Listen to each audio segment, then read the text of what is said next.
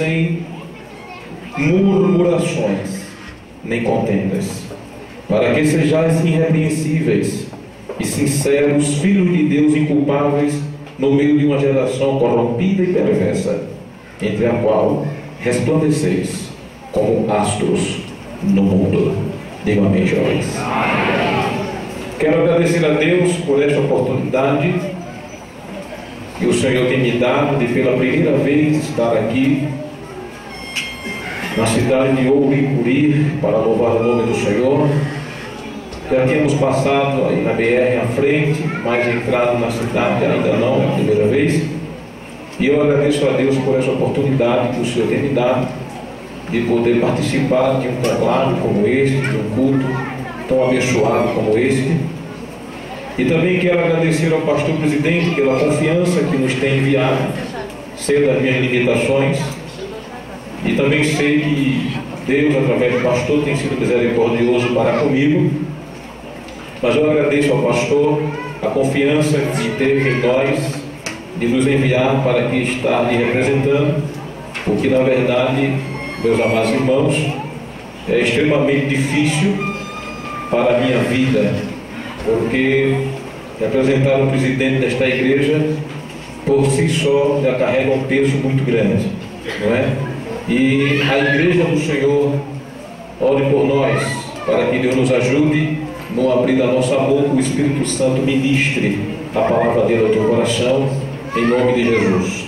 De forma que eu quero também parabenizar a coordenação da mocidade, é o Madel, não é? Deus abençoe a coordenação e a todos vocês que fazem parte desta união de mocidade.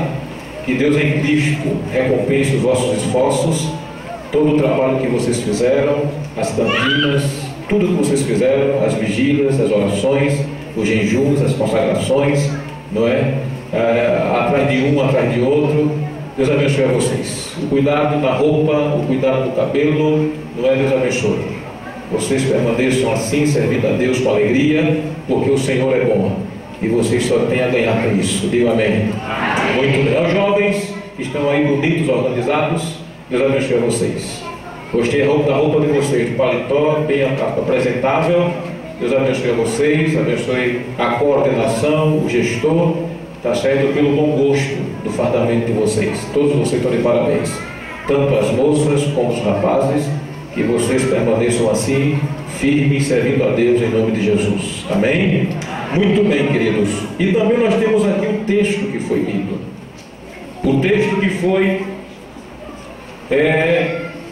orado para se escolher o texto, creio eu assim. E como também acredito de que o Senhor da Glória já tem falado ao coração dessa juventude, e por que não dizer desta igreja, num tema, possivelmente algum preleitor já deve ter exposto algum pensamento sobre este tema, mas eu queria tão somente trazer para a igreja nesta noite um pensamento também que eu acredito que o Espírito Santo colocou em meu coração para nós estarmos ministrando nesta noite em nome de Jesus. Queridos jovens, a expressão que está sendo usada pelo apóstolo São Paulo, não é?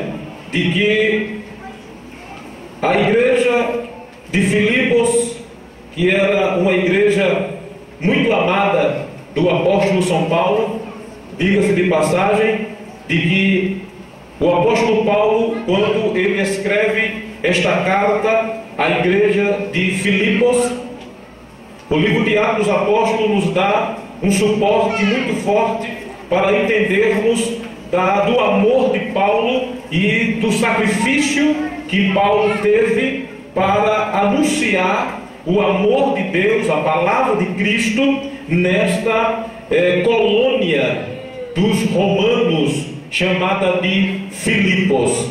A palavra de Deus diz no livro de Atos dos Apóstolos, capítulo 16, que o apóstolo Paulo foi a Filipos por uma visão que foi dada quando ele recebeu uma mensagem dizendo de que alguém estava precisando dele, atravessa a Macedônia, e o apóstolo Paulo, obediente a esta visão, ele vai à Macedônia, e ele chega na primeira cidade da Macedônia, que é justamente a cidade de Filipos. E a Bíblia diz no livro dos Atos dos Apóstolos, se você quiser conferir comigo, eu acho muito bom, porque aí não é mais o que o pastor está dizendo, mas é o que a Bíblia está dizendo. Então, no livro dos Atos dos Apóstolos, no capítulo 16 deste livro, está escrito no versículo 9: e Paulo teve de noite uma visão em que se apresentava um varão da Macedônia e lhe rogava, dizendo: passa à Macedônia e ajuda-nos. E logo depois desta visão, procuramos partir para a Macedônia, concluindo que o Senhor nos chamava para lhes anunciarmos o Evangelho. Versículo 11: e navegando de Troade, fomos carregando em caminho direito para a Samotrácia, e no dia seguinte para Neápolis, e dali para Filipos, que é a primeira cidade desta parte da Macedônia, e é uma colônia, e estivemos alguns dias nesta cidade. Observamos, irmãos, que Filipos era, como o texto sagrado diz, era uma colônia, e mostra, segundo a história, de que em Filipos não existia sinagoga. Não existia sinagoga pelo fato de que era uma colônia romana, ou seja, era lá onde os soldados romanos, eles faziam as suas praças, não é? Temos aqui uma militar e sabe muito bem do que estamos falando, e era lá que ele fazia as suas praças, e por esta razão eles não tiveram condições, não tiveram oportunidade de construir ali uma sinagoga. Mas é importante entendermos que o apóstolo Paulo, quando chega nessa cidade, a Bíblia diz no versículo 13 que era no dia de sábado. Observe que a palavra diz: no dia de sábado saímos fora das portas para a beira do rio, onde julgávamos haver um lugar para oração, e assentando-nos falamos às mulheres que ali ajudaram. E uma certa mulher chamada Lídia, vendedora de púrpura da cidade de Tiatira, e que servia a Deus, nos ouvia, e o Senhor lhe abriu o coração para que estivesse atento ao que Paulo dizia. E assim o apóstolo começou na cidade de Filipe a anunciar o Evangelho, a palavra de Deus. Meus irmãos, e na proporção que Paulo ia anunciando essa palavra nessa colônia chamada Filipos, a Bíblia nos revela, meus irmãos, que fatos interessantes ocorreram por ocasião de o Evangelho estar sendo anunciado.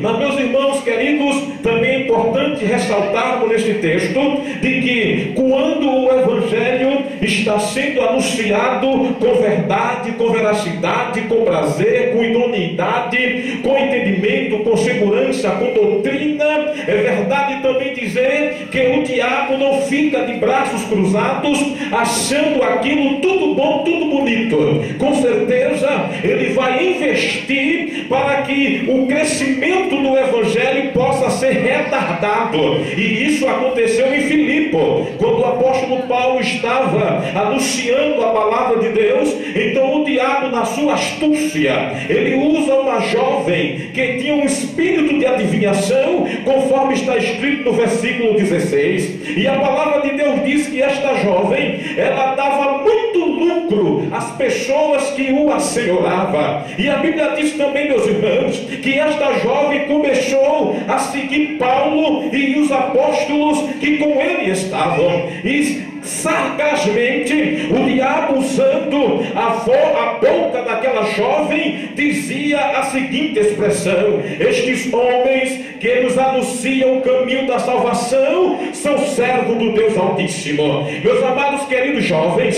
se o apóstolo Paulo ele não tivesse a visão de Deus, se ele não tivesse através do Espírito Santo o dom de poder ver o Espírito Espírito que estava operando naquela vida, é possível que Paulo ficasse enganado com essa expressão. Porque qual é o homem que não quer ouvir uma expressão como esta? Olha o que era que ela dizia: estes homens que anunciam o caminho da salvação são servos do Deus Altíssimo. Meus amados irmãos, se fosse algum crente sem muita convicção, com certeza ele já ia dizer que Deus abriu uma exceção e falou com ele através de uma mulher que tinha um espírito de adivinhação. Porque infelizmente, queridos irmãos, estão trazendo muito modernismo para o evangelho nos dias atuais. Estão fazendo um evangelho muito fácil, um evangelho sem revelação, um evangelho que a pompa seja o auge maior. Alguém está querendo status, querendo nome, querendo glória. Alguém está querendo simplesmente usar o evangelho como um caminho para aparecer na mídia. Mas, meus irmãos, não esta era a visão do apóstolo Paulo. Porque aí hoje, nos dias de hoje, se o mundo elogiar aquela igreja, são homens de Deus, está tudo bem, mas a doutrina, ela tem que ser ensinada. Não é porque alguém do mundo vai elogiar que nós, principalmente da Assembleia de Deus, que estamos sendo perseguidos pela forma de anunciar o evangelho. E quantas vezes já não chamaram o pastor presidente dessa igreja de pastor legalista, de pastor homofóbico, porque está usando a palavra de Deus para dizer a esse mundo que está em treva que pecado é pecado e salvo é salvo, santidade é santidade. O nosso pastor, ele tem a palavra de Deus e tem ministrado a dizer que o que é pecado, mas a igreja desta noite ouviu a mocidade dizer o que o moço deve fazer e o que não deve fazer. É porque essa mocidade está sabendo de o que é pecado e o que não é pecado. Mas hoje tem muita gente querendo que o seu ego seja massageado justamente pela mídia. Eu não vou pegar a doutrina porque alguém de autoridade civil vai ficar contra mim. Eu não vou pegar a doutrina porque alguém de autoridade vai ficar contra mim. Essa igreja não pode calar. Essa igreja tem uma missão, e a missão é de anunciar o evangelho e a doutrina de Cristo para nossas vidas. O apóstolo Paulo, quando ele ouviu aquele elogio do diabo, ele ficou inquieto. Porque o homem de Deus sabe que quando o diabo elogia ele, você sabe disso? O homem de Deus sabe. Uma certa vez um pastor, eu li com o Bergstens, ele contou um testemunho que eu guardei até o dia de hoje. Ele disse que deu uma mensagem para a igreja, e quando terminou a mensagem, que ele foi descendo o púlpito, uma pessoa disse a ele: pastor, que mensagem! Ele disse: para trás de mim, Satanás. Porque se for para o coração, vai ser cuidado. Que hino, que mensagem, que cântico, que poesia. Glória a Deus. Deus te abençoe, meu irmão. Continue assim. A glória é para Ele. Glória, glória, glória. Paulo voltou-se e disse àquele espírito: sai dela, em nome de Jesus. Sai dela, em nome de Jesus. E a Bíblia diz que imediatamente a mulher foi liberta. Glória a Deus. Aleluia. Mas isso gerou um problema para Paulo. Que problema, pastor? É que quando Paulo foi usado por Deus para tomar essa atitude,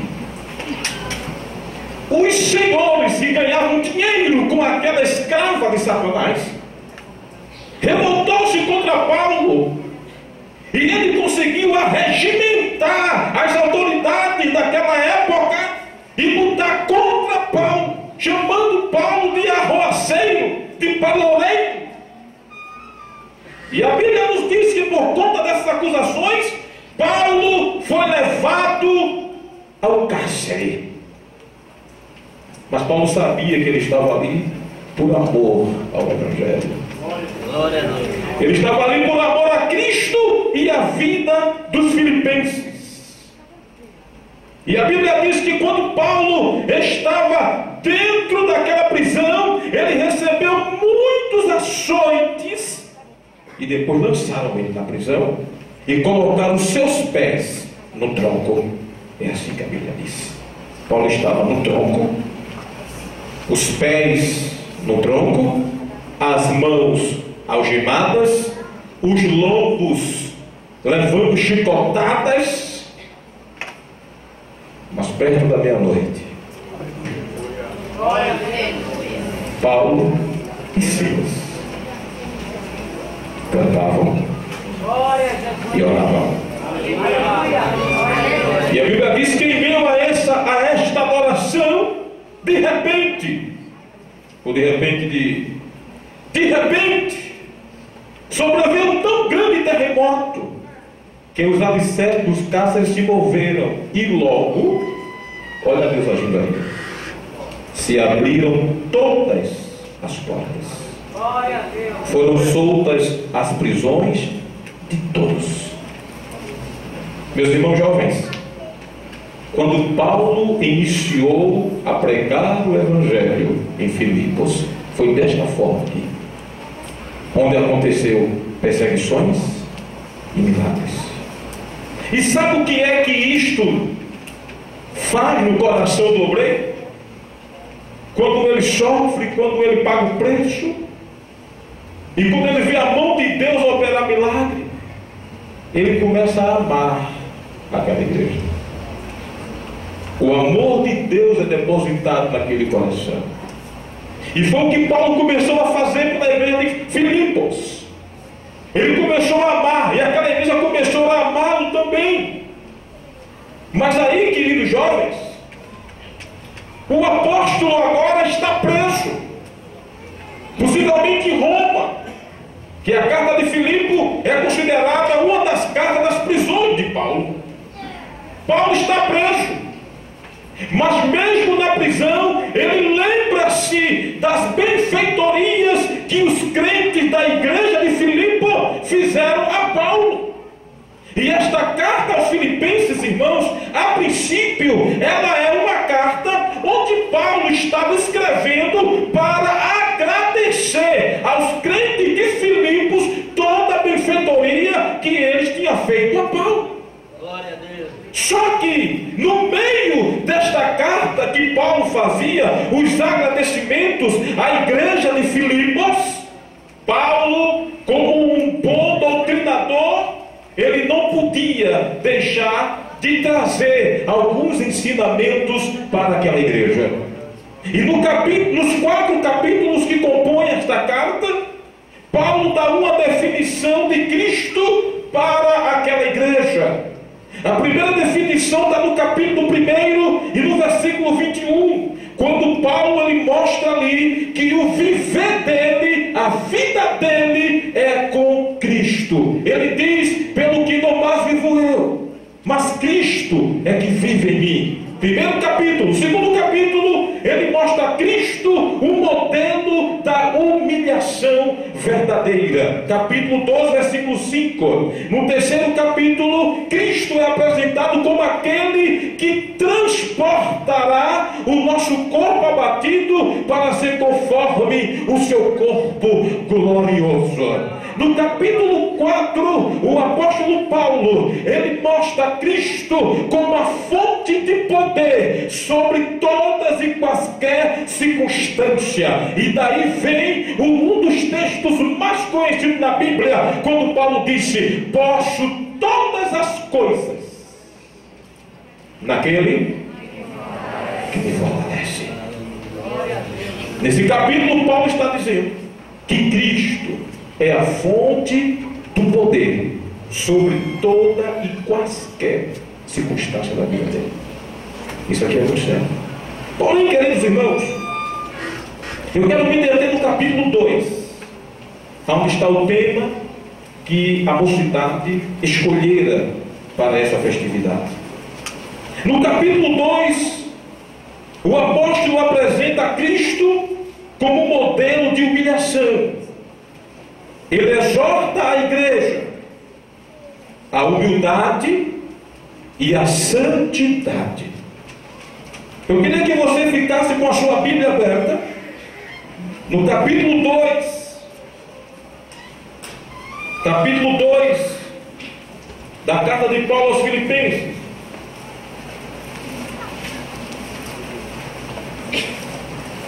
Leamos os versículos 3 aos versículos 5. Nada façais por contento ou por vanglória, mas por humildade. Cada um considere os outros superiores a si mesmo. Não atente cada um para o que é propriamente seu, mas cada qual também para o que é dos outros. De sorte que haja em vós o mesmo sentimento que houve em Cristo Jesus. Diga amém.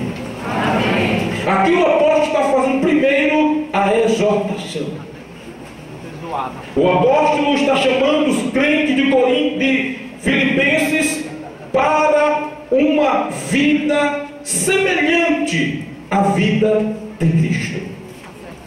Mas o que nos chama a atenção é que o apóstolo Paulo, ele não deixou só a verbalização.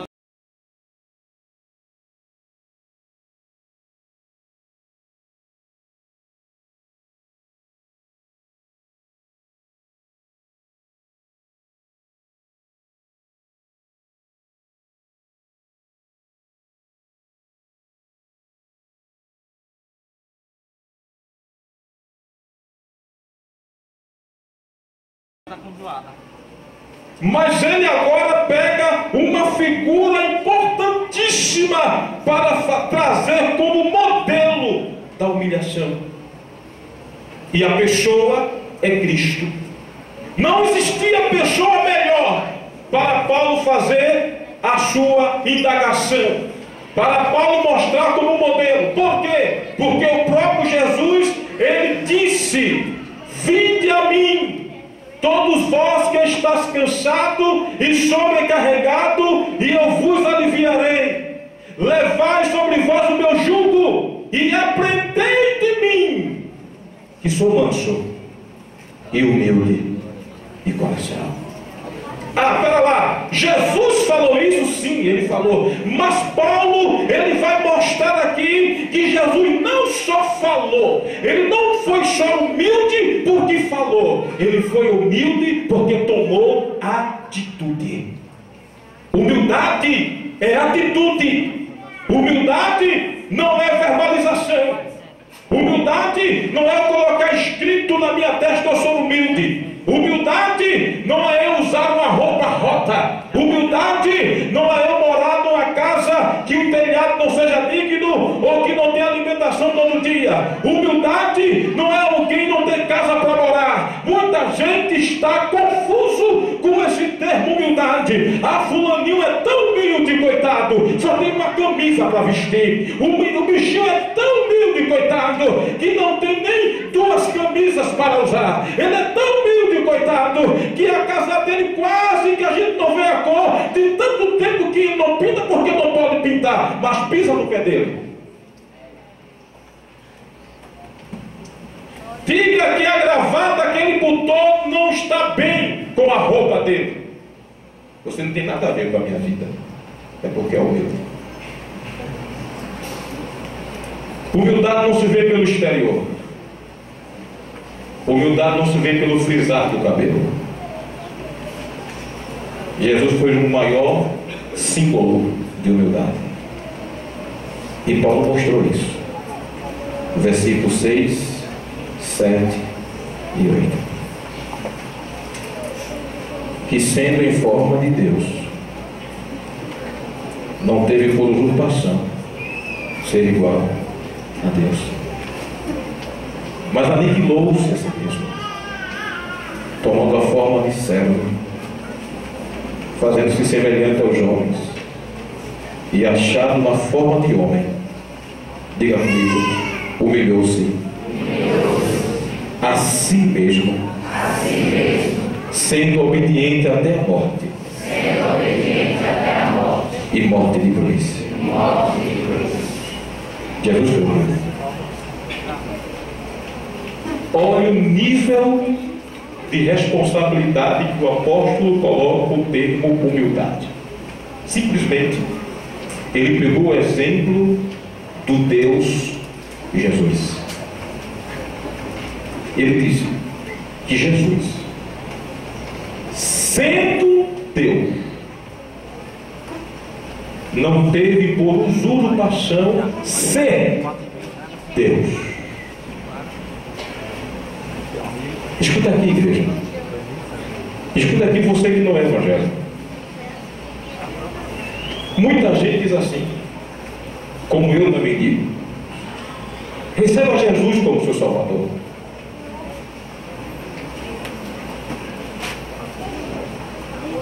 Agora, pense comigo. Não era para nós implorarmos para Jesus nos receber? Sim ou não? Era para nós. Eu gosto de fazer um convite em cruzadas evangelísticas, individualmente, num culto como esse. Vamos fazer um convite, isso é muito salutar. Mas eu quero que você que está aqui nesta noite entenda que é Jesus que precisa, que é você que precisa de Jesus. Sabe por quê? Porque Ele é Deus. Aí alguém pode dizer: mas esse Deus que veio e morreu e foi humilhado, olha o que o texto está dizendo. Ele não precisava fazer isto, porque Ele já é Deus. Ele não precisava provar a ninguém. Ele não precisava morrer na cruz. Ele não precisava vir e humilhar-se e botar uma roupa de homem e partilhar aqui nesta terra fome, sede, tentação, humilhação. Ele não precisava disso, porque Ele é Deus.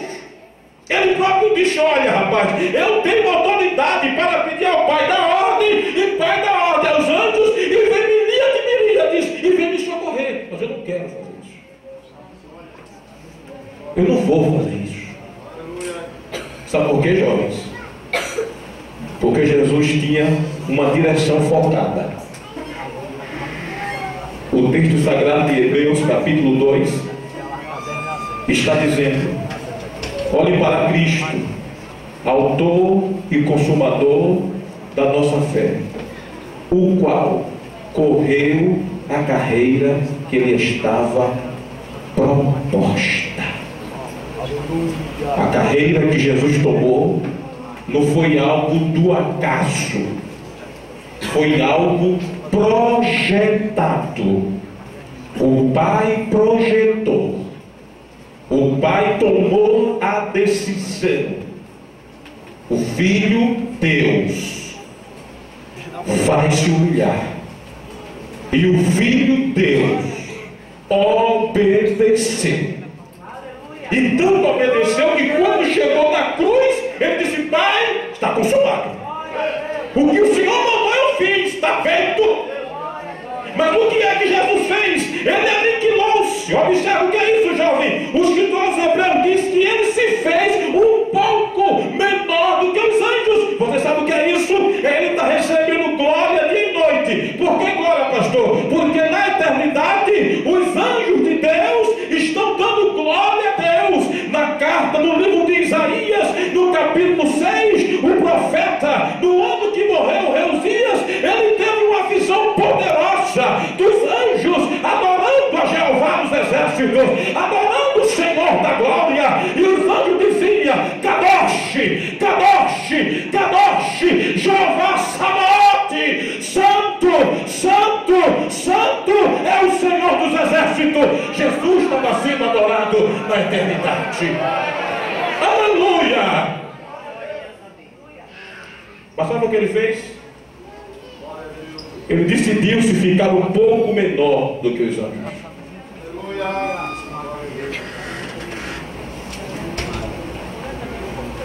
Para nos salvar. Para salvar você. Ele podia muito bem ficar em cima do pedestal de eu sou Deus, mas ele desceu.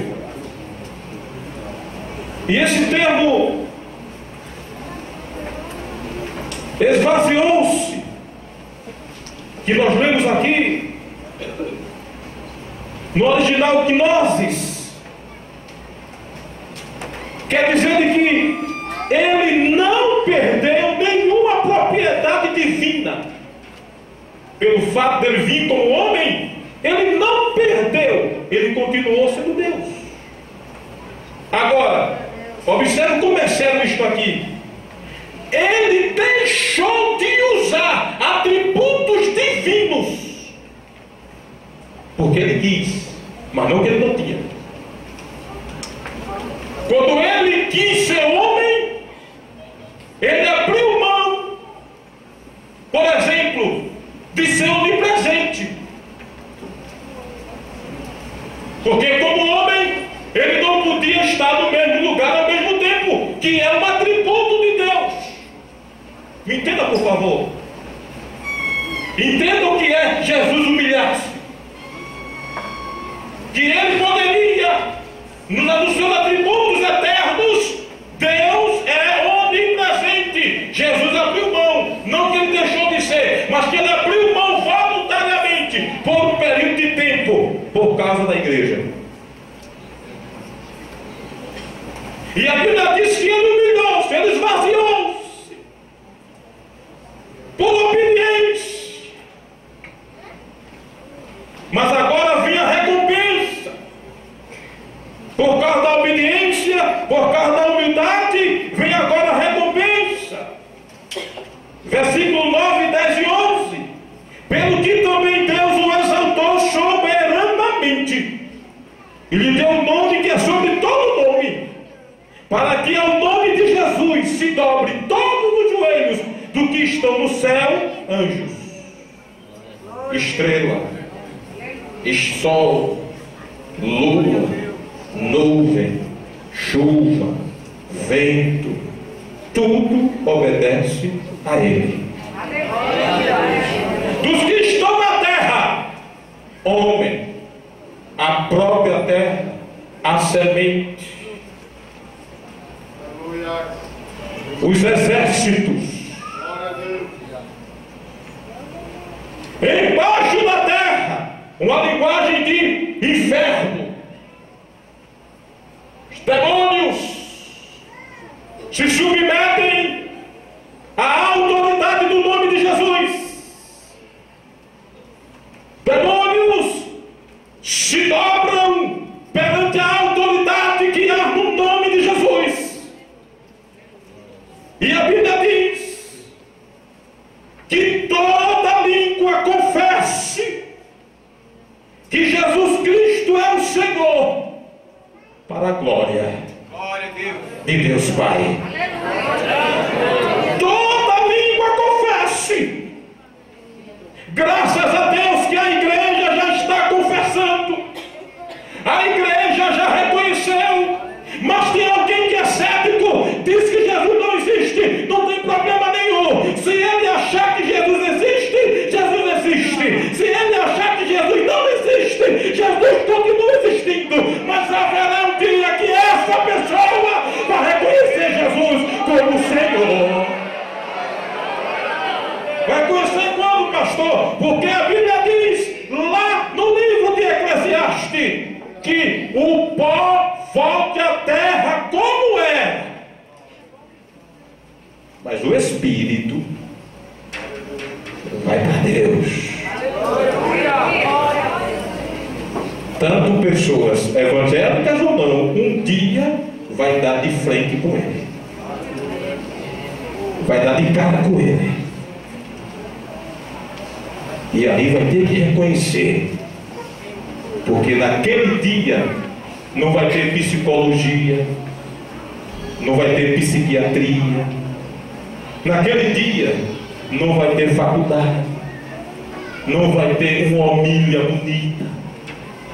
Naquele dia vai ser sim e não. Poxa. E o homem vai reconhecer que Jesus é o Senhor.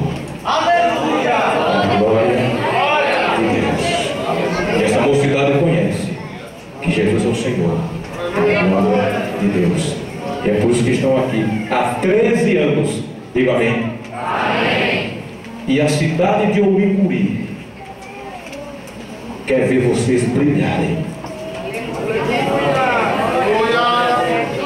Brilhar como, pastor? Glória a Deus. O brilho de Deus em vossas vidas. Eu quero estar aqui como profeta de Deus para vocês nesta noite. E o desejo de Deus é que vocês brilhem nesta cidade. Aleluia. Aleluia! Mas brilhar como, pastor? Para apresentar-se na mídia? Não, não, não. Isso é um brilho ofuscado do mundo. Esse brilho é um brilho ofuscado do mundo. Não se preocupem com o sucesso do mundo, porque a Bíblia diz que este mundo é corruptível e perverso. Então a glória dele não importa. Os elogios dele não importam. Eu vou falar aqui. Importa que você brilhe. Aleluia. Importa que Deus se agrade em você.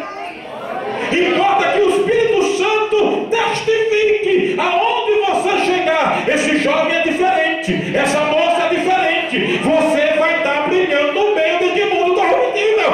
Você lá na escola, alguém vai olhar para você e dizer: rapaz, você é meio assim, diferente dos outros, mas você é diferente mesmo. Agradeça a Deus por isso, irmão.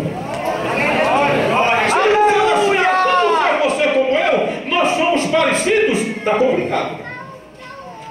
Mas quando ele disser assim: rapaz, você está muito diferente, agradeça a Deus. Aleluia! Aleluia!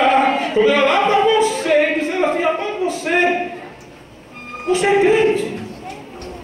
Deixa eu dizer uma coisa a vocês, jovens. Como é bom ser crente. Glória a Deus. Deixa eu contar um pequeno testemunho aqui para dizer a vocês como é bom ser crente. Eu estava com 18 anos. Estava noivo, doidinho para casar.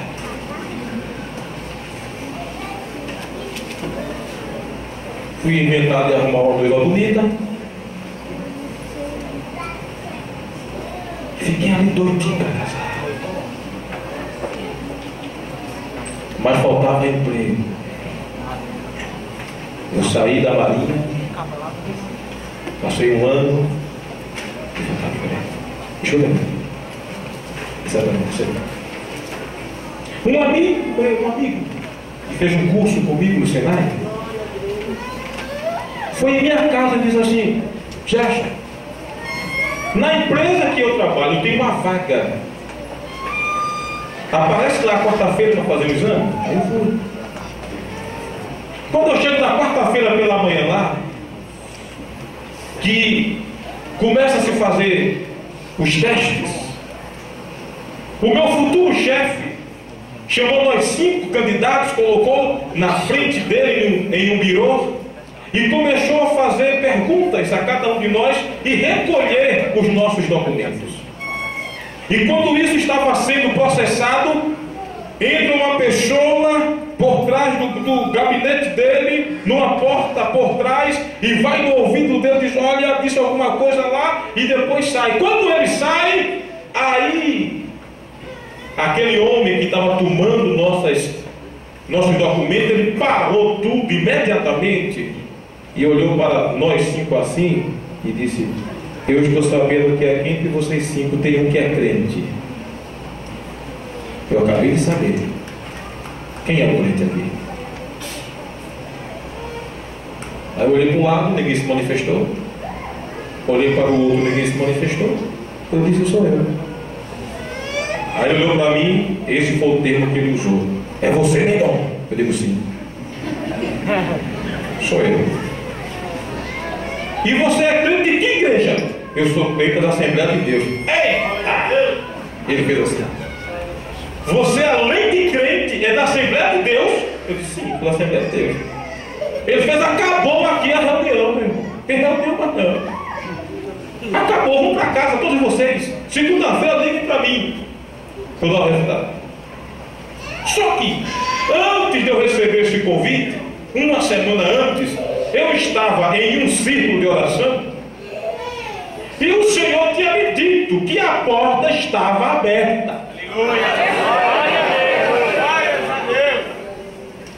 E quando eu chego lá, que testifico que sou crente da turma, e ele acabou a reunião e disse, na segunda-feira me liguem.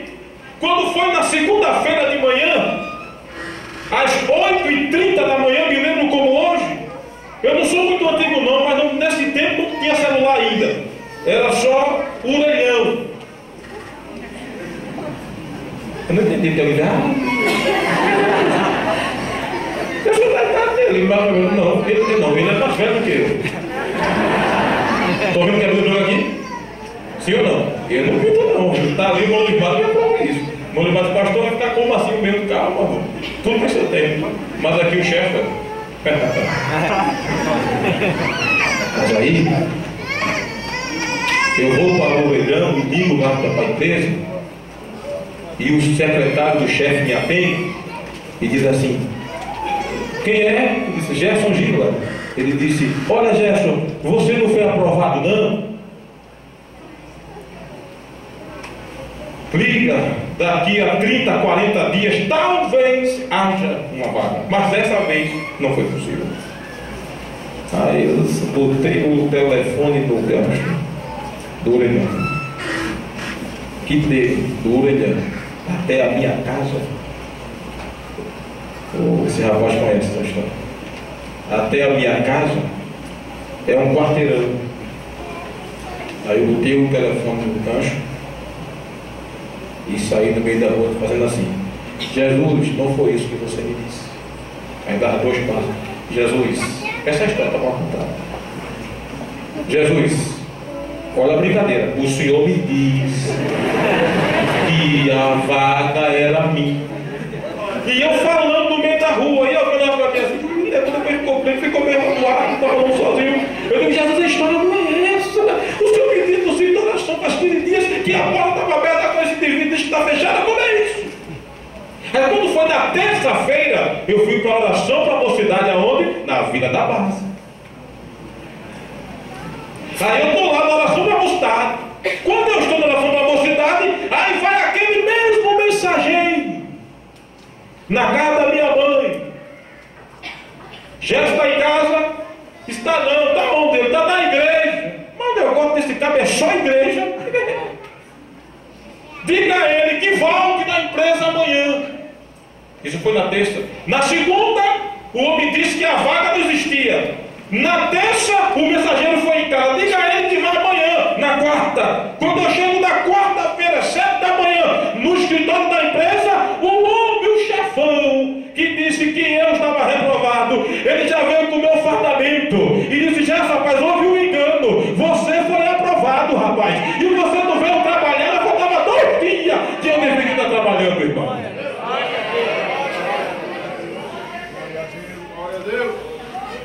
Sabe o que aconteceu? Eu trabalhei 14 anos e 4 meses nesta empresa.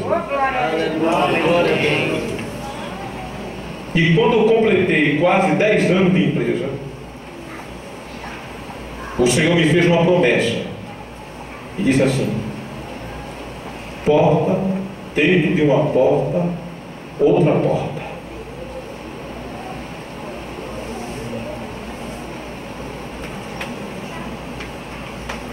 Eu estava querendo tomar uma decisão para sair do emprego para um emprego melhor.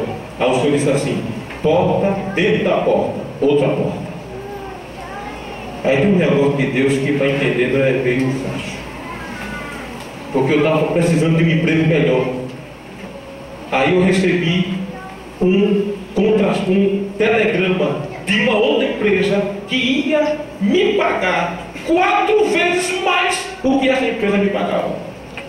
Quando eu chego em casa todo animado, que diga a minha esposa: olha filha, eu estou recebendo um telegrama que eu fiz um teste com a empresa, o engenheiro era muito meu amigo, o Tiago da igreja, disse: Gina, você vai trabalhar comigo.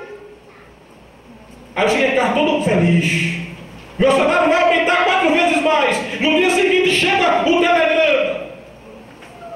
Aí quando eu vou para a oração da mocidade, dá uma palavra para os jovens, aí o senhor diz assim: ei, todo negócio não, fica no teu lugar, que lá eu vou abrir uma porta, dentro da porta outra porta. Aí eu cheguei em casa: minha filha, vamos rasgar o telegrama, que Deus não está no negócio. Mas pelo amor de Deus, Deus não está no negócio. E aí eu continuo na empresa, e eu digo: meu Deus, como é que vai ser isso? Eu preciso de um emprego que me dê um salário melhor. Foi quando eu conheci essa beldade.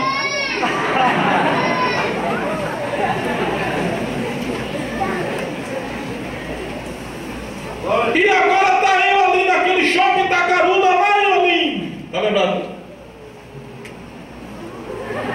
Está eu lá.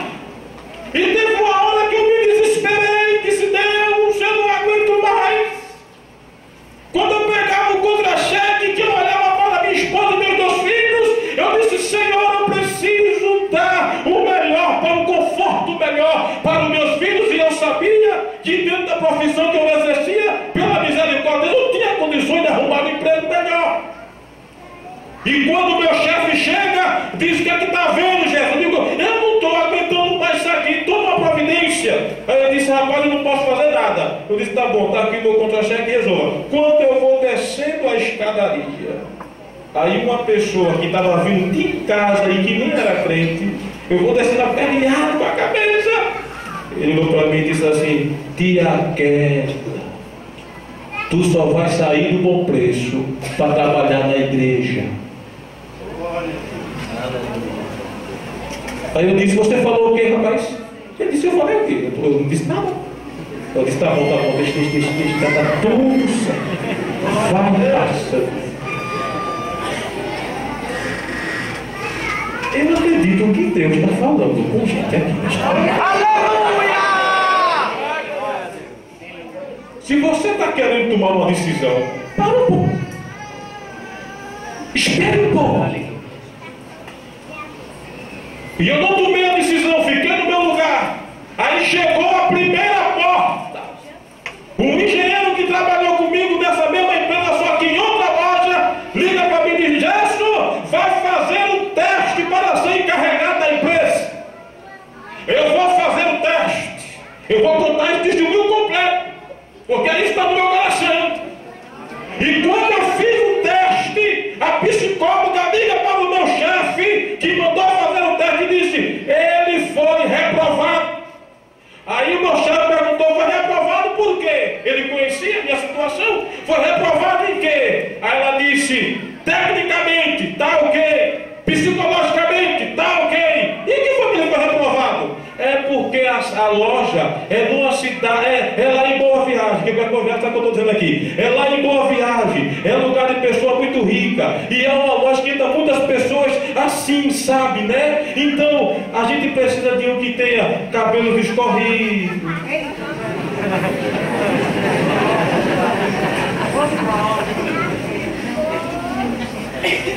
Ele tomou muito sol. A pele dele não vai agradar os clientes. Vocês agora entenderam, não foi? Eu não sei para quem inventaram esse negócio de cota para negro na faculdade. Porventura, negro não tem condições de raciocinar. Pense uma coisa que eu, pessoalmente, sou revoltado. Eu sou revoltado. Porque o negro é burro. E por que tem que ter cota para negro? Ele não tem condições de submeter a qualquer empresa interna e com qualquer outra pessoa. Isso é hipocrisia. Isso é hipocrisia. Negro não pode estudar. Não tem capacidade de raciocinar. Por incrível que pareça, acontece até dentro da igreja. Permita ali, pastor. Que uma vez eu dei uma mensagem numa igreja, uma mensagem escatológica, Tá negro e é branco também.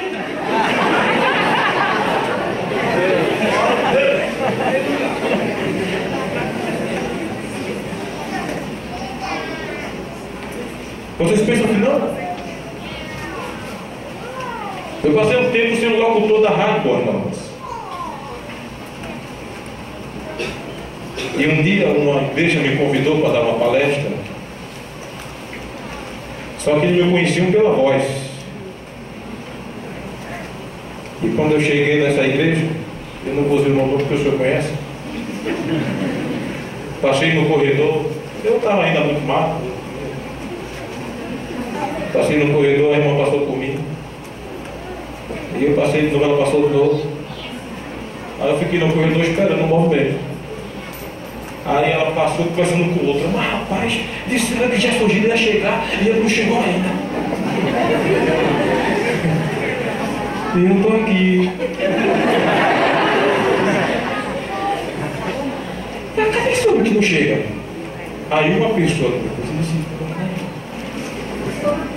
Aí diz, mas é aí. É esse? Aí eu disse, minha irmã, pela voz, essa pessoa o quê? Olhos azuis, cabelo louro. A foto queimou.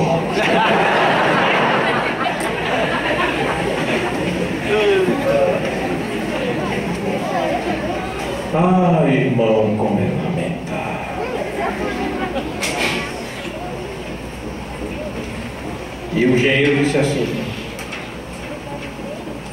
eu quero ele. Quem vai trabalhar com ele sou eu.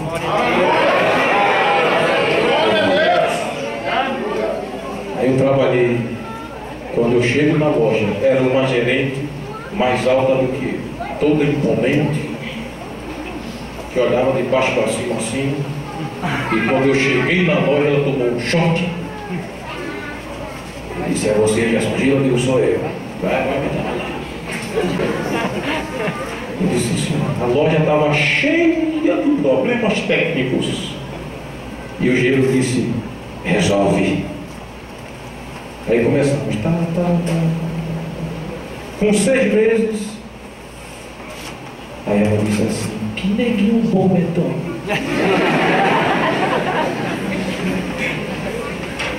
Com 1 ano e 2 meses, ela própria disse: esse homem está no cargo errado. Ele tem que ser gerente. Porta, dentro de porta, outra porta. Aleluia! Se o homem quiser ou não, quem prometeu é fiel.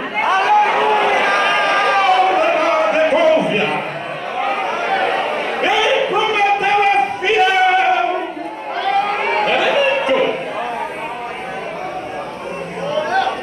E quando ele promete, ele não vê a condição que eu vejo e que tu vê. Ele vê a soberania dele. Se ele diz que pode, ele pode. Se ele diz que tira, ele tira. Ele é o Senhor. Deus irá mover o lugar de alguém neste lugar. Adamento, louca, coisa me confia. Abundância.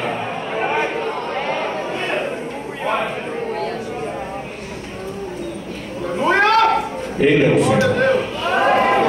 Jovem, vale a pena esperar nele.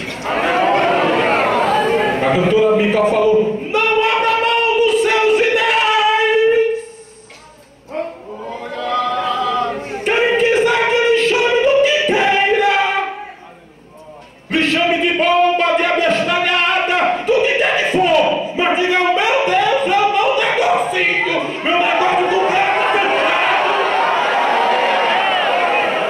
Não negocie a sua fé, moça. Não negocie a sua fé,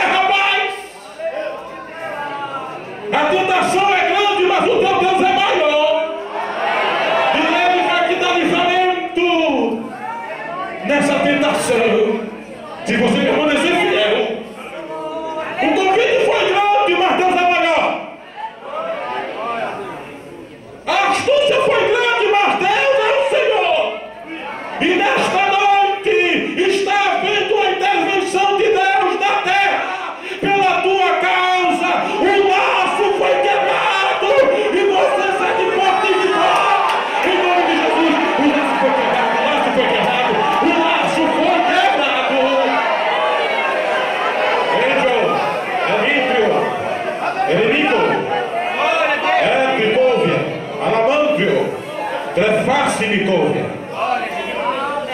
Ele me enganou da camanância. Eretio, declinitio.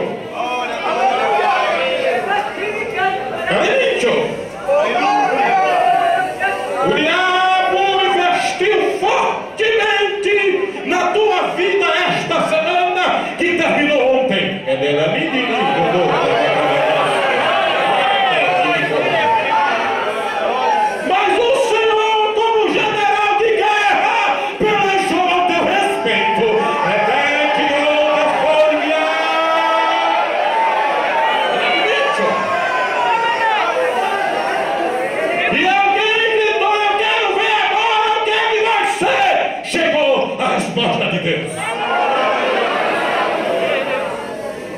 Chegou a resposta de Deus.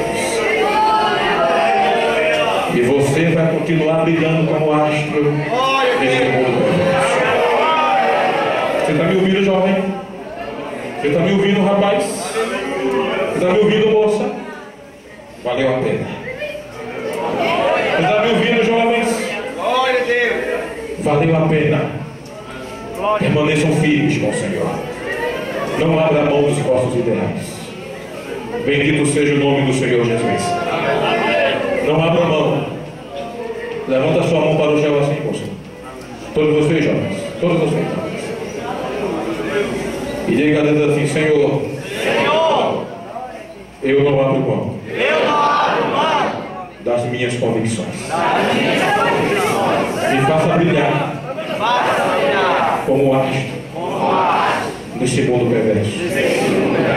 Diga amém. Amém. Glória a Deus. Permita.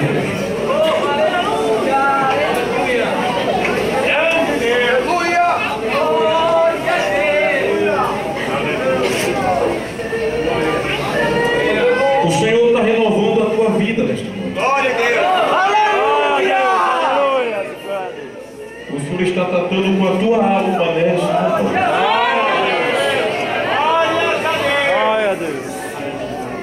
O Senhor é aquele que age ao teu benefício.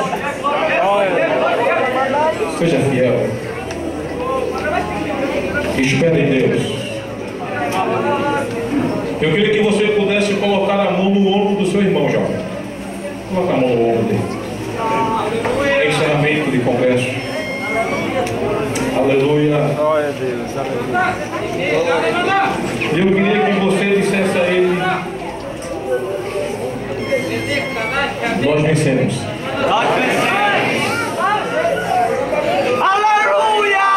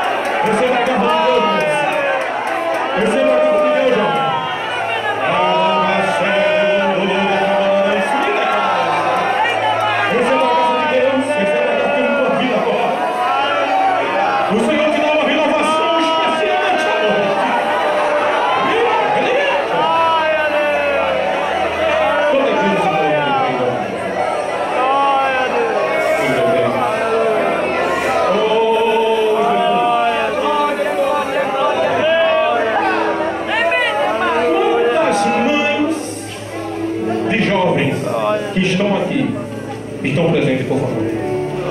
Quantos pais? As mães permaneçam e os pais também, por favor. Muito bem. Permita-me, pastor. Eu queria pedir que cada pai, cada mãe, jovem, você sabe onde está o seu pai? Você sabe onde está o seu pai? Ele está aqui? Quem tem pai aqui, levanta a mão, por favor. Quem tem mãe aqui, levanta a mão, por favor. Muito bem. Faça o seguinte: o pastor me autorizou, então eu posso fazer qualquer coisa. Eu queria que você, jovem, sair como você está agora, e fosse lá na tua mãe, e fosse lá no teu pai, e desse um abraço nele, um abraço dela. E se você quiser pedir perdão a ele, pelaquela rebeldia, perdão, chegou o momento. Mas se você quiser simplesmente abraçar ele, dizer, mãe, eu te agradeço por você ser minha mãe, abrace ele, faça isso. Abrace ela, faça isso. Abraça sua mãe, abraça seu pai. Bendito seja o nome do Senhor. Dê um abraço na sua mãe, na sua avó, no seu pai. Se tiver aqui no altar, chuva, abraço, tu e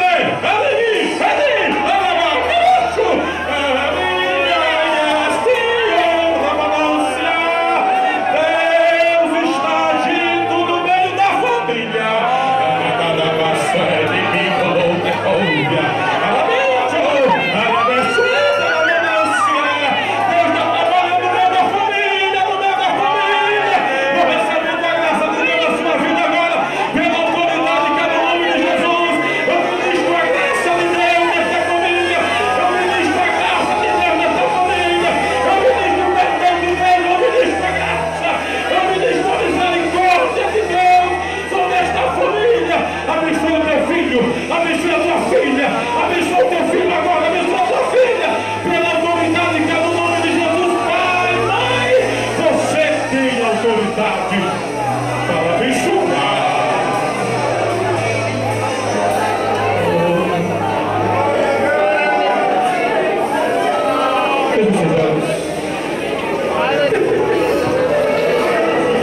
Me dá um fundo musical.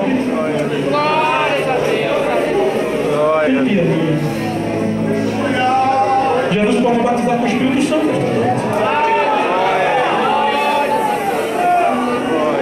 Vocês vêm pedindo, Deus, eu quero algo na minha vida que eu nunca senti antes. Eu preciso disso, Deus. Deus está respondendo a tua oração. Preste que me couve. Lavaste que me couve.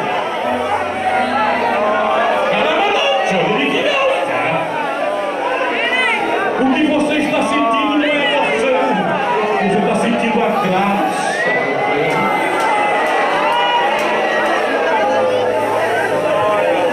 Em nome de Jesus.